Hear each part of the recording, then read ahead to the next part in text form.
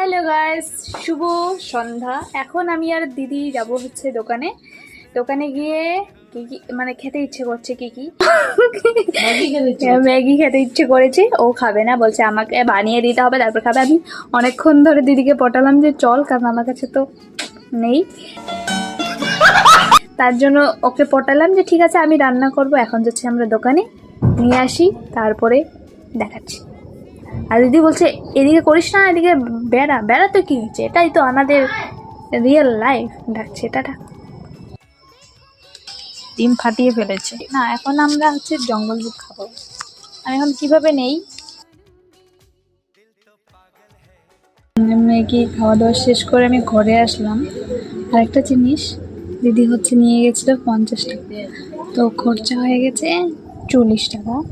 আর 10 টাকা ও রান্নাঘরে ফেলে এসেছে। আর আমি রান্না করতে করতে পেয়ে গেছি। ওর তো এখন মনে এই ভিডিওটা যদি ও দেখে তবেই ও বুঝতে পারবে যে ও 10 টাকা হারিয়েছে, নয়তো বা ওর ঘন্টা মনে আসবে ও যে এত দিশে হারা।